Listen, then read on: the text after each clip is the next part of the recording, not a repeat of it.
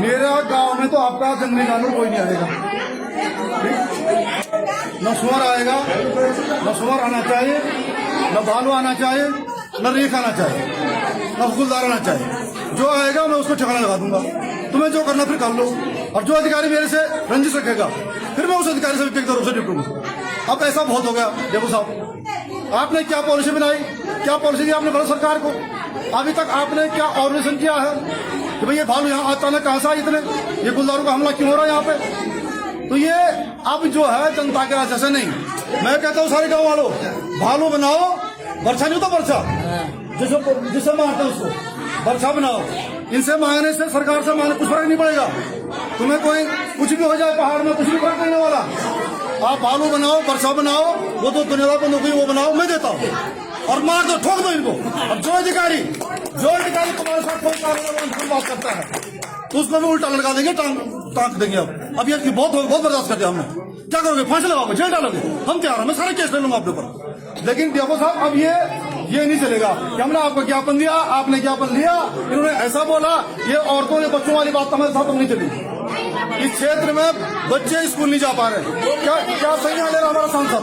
क्या संज्ञान ले रही भारत सरकार? क्या संज्ञान ले रहा हाईकोर्ट? क्या संज्ञान ले रहा सुप्रीम कोर्ट? और क्या ले रहा आपका बंद? मैंने आनंद वर्धन साहब को भी कहा है देहरादून में, चीफ सेक्रेटरी को, कि भाई अगर ये जंगल किसके हैं? बोलो वन विभाग के। तुम्हें जानवर किसके हैं? बोलो वन विभाग के। जिम्मेदारी किसकी है? बोलो वन विभाग की। तो फिर क्या कर रहे हैं? और आपका पोखरी का जो वन विभाग का यहाँ पर जो स्टाफ और सिस्टम है वो बहुत लचर है, बहुत ढीला ढाला है। इस स्टाफ को चेंज करो, दूसरा स्टाफ दो हमको। सीधी सी बात है, ये स्टाफ यहाँ नहीं चाहिए हमको। ये फोन नहीं उठा लेंगे इन मौके पे। इनके पास व्यवस्था क्या है? क्या कर लेंगे? ये भालू का मुकाबला कर लेंगे? मेरे बुजुर्गों ने तो भालू को गजल से मारा है, हमारे बुजुर्गों ने तो बाघ को गजल से मारा है, डंडू से मारा है। तो हम तो फिर वो रोज रूप वो करेंगे? ऐसा नहीं चलेगा।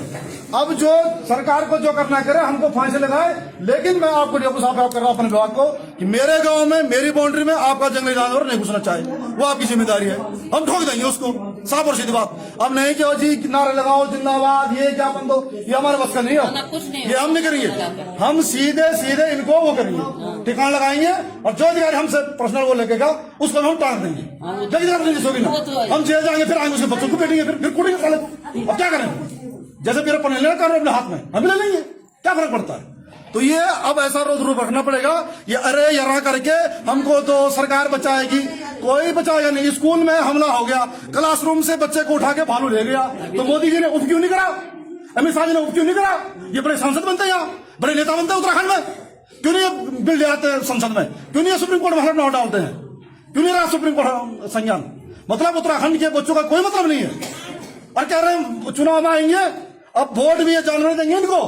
सुअर से वोट मांगो, भालू से वोट मांगो, बाघ से वोट मांगो, है ना? और जब तक भालू नहीं मारे जाते, बाघ नहीं मारे जाते, तब तक आपने स्कूल क्यों खोले रखे? छुट्टी करो इनकी 5 दिन की, 10 दिन की। और आर्मी को दो ना ये मिशन, आप अपने तरफ से प्रपोजल दो, आर्मी को दो मिशन। आर्मी 7 दिन में सारे भालू, सारे लंगूर, बंदर, सुअर, सब तुम्हारा बाघ बूघ सबको पकड़ के साफ कर देगा, भेज देगा तुम्हारे पिंजरे में। लेकिन ये साजिश के तहत उत्तराखंड के साथ धोखा हो रहा है। इनको, हमको उत्तराखंड से कोई वो नहीं है। 5 सांसद आते हैं, 5 सांसद के भाड़ में, यहाँ की सरकार के भाड़ में भारत सरकार की सेहत पर कोई असर नहीं पड़ता है, इसलिए ये सब में होता रही है। इसलिए हम ये स्पष्ट कहना चाहते हैं कि अब इनसे गिड़गिड़ाना बंद करो, खुद अपने हाथ में लो, अपने आप में दम रखो और करो इनका कल्याण। ऐसा नहीं चलेगा। और मैंने तो बोल दिया साहब, सीधी बात पब्लिक के सामने कह रहा हूं, मेरे गांव में अगर भालू आया, कोई बाघ आया, कोई कुछ आया, तो वो तो जाएगा ही जाएगा, उसके बीच जो अधिकारी आएगा वो भी जाएगा। साफ और सीधी बात। जय हिंद, जय विदेश।